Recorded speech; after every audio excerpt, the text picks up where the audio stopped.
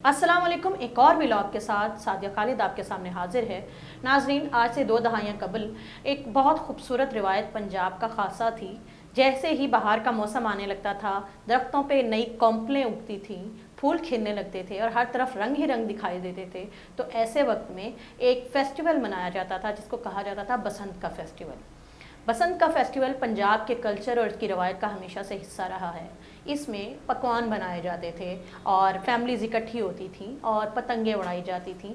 एक फेस्टिवल का सा समा होता था। हर घर हर छत के ऊपर आपको पूरी पूरी फैमिलीज़ दिखाई देती थी। हर तरफ से पतंगें उड़ाने के साथ साथ पतंगों का काटने का जो है मुकाबला होता था और जिसकी पतंग कटती थी तो दूसरी छत से वो काटा की आवाज़ें आती थीं।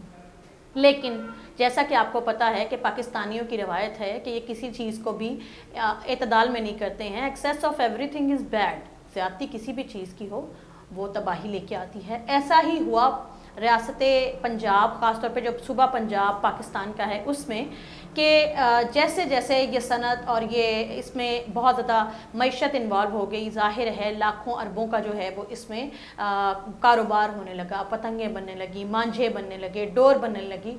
और इस सारे टेन्योर में हुआ ये कि जो डोरबाज थे या डोर की बाजी की जो सनत थी उन्होंने इसमें मिलावट करना शुरू की और डोर जो कि धागे के साथ थी बनाई जाती थी उसके ऊपर उन्होंने उसका मांझा तेज़ करके उसको इतना तेज़ कर दिया सिर्फ महज इसलिए कि जो शख्स ये लेके जाएगा उसकी पतंग नहीं कटेगी। लेकिन इसका अल्टीमेट नुकसान ये हुआ कि इस डोर की वजह से, क्योंकि ये बहुत ज़्यादा तेज़ होती थी, इसके ऊपर केमिकल जो हमारी शीशा जिसे यूज़ करते हैं उससे वो बनाया जाता था उसका मांझा, जिसकी वजह से वो डोर जिसके गले पे फिरती थी वो खुदा को प्यारा हो जाता था।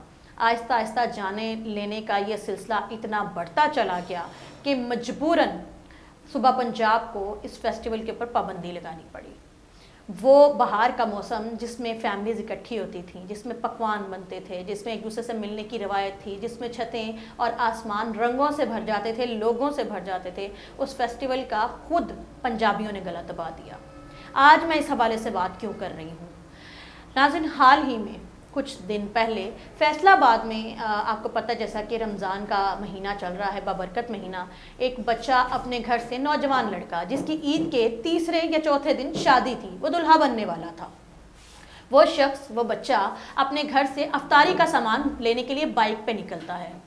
उसकी माँ इस इंतज़ार में बैठी हुई है कि मेरा बेटा समोसे पकौड़े या अफ्तारी का सामान लेके आएगा। हुआ क्या, वो बच्चा बाइक पे जा रहा है। सीसीटीवी फुटेजेस की मदद से देखा तो पता चला कि एकदम बच्चे के गले के ऊपर जो है वो डोर फिरती है और 27-28 साल का वो नौजवान है और डोर फिरने के साथ खून का एक फव्वारा उबलता है।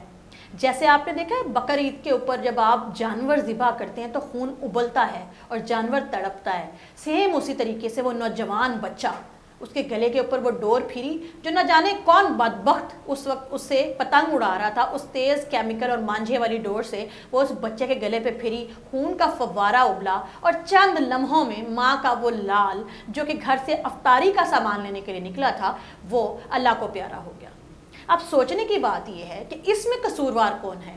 वो पतंग उड़ाने वाला जिसने इस तेज़ मांझे वाली डोर से पतंग उड़ाई और उसकी उस डोर की बिना पे ये लड़का खुदा को प्यारा हो गया।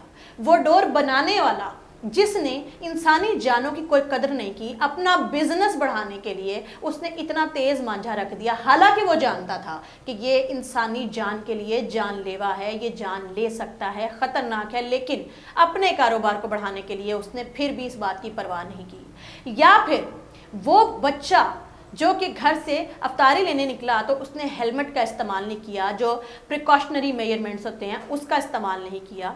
या फिर हुकूमत जो कि कुछ भी कर ले इनके ऊपर पाबंदी नहीं लगा पा रही है, इनको रोक नहीं पा रही है, इनको करारवा की सज़ा नहीं दे पा रही है, कवानीन के तहत नहीं ला पा रही है, जिसकी वजह से आज तक हज़ारों जानें जा चुकी हैं और अभी भी मज़ीद न जाने कितनी जानें जानी हैं। सोचने की बात यह है कि इनमें से कसूरवार कौन है? कसूरवार को सबसे पहले पहचानिए और उसको पहचानने के बाद खुदा रा खुदारा प्रिकॉशनरी मेजरमेंट्स लीजिए। एक जो बहुत अच्छी बात हुई है कि सोशल मीडिया पे जैसे ही इस वाक़े को रिपोर्ट किया गया, वज़ीर आला पंजाब मरियम नवाज शरीफ साहिबा ने इसका फौरी नोटिस लिया। विद इन आवर्स उन्होंने, यानी कि चंद घंटों के दौरान उन्होंने इस वाक़े का नोटिस लिया और कानून साज जितने इदारे हैं और पुलिस, इसके अलावा जितने भी कानून को लागू करने वाले इदारे हैं, उनको सख्ती से पाबंद किया गया है कि जो भी इस कारोबार, इस कभी कारोबार के साथ जुड़ा हुआ है या फिर जो भी इस डोर को खरीदने या पतंग उड़ाते हुए आपको नजर आता है, उसको सख्त से सख्त सजा दी जाए। लेकिन सोचने की बात यह है कि हमारे कानून साज इदारे, हमारे जो लीडरशिप है, वो तो हमेशा पाबंदियां लगा के हमें गलत करने से रोकने की कोशिश करते हैं। क्या हमें खुद बिन हैसल इंसान ये अक्ल नहीं करनी चाहिए कि हमारे किसी भी अमल की बुनियाद पे किसी भी शख्स की जान जा सकती है या फिर हमारे किसी भी काम की वजह से किसी इंसान को नुकसान पहुंच सकता है। और फिर आपको पता है कि इस्लाम तो दीन फितरत है, इस्लाम सलामती का दीन है और ये मज़हब कहता है कि जिसने एक इंसान को बचाया उसने पूरी इंसानियत को बचाया। तो ऐसी सिचुएशन में क्या आपको नहीं लगता कि अगर आपने एक इंसान को अपनी केयरलेसनेस और लापरवाही की बुनियाद पे मार दिया तो आपने पूरी इंसानियत को मार दिया?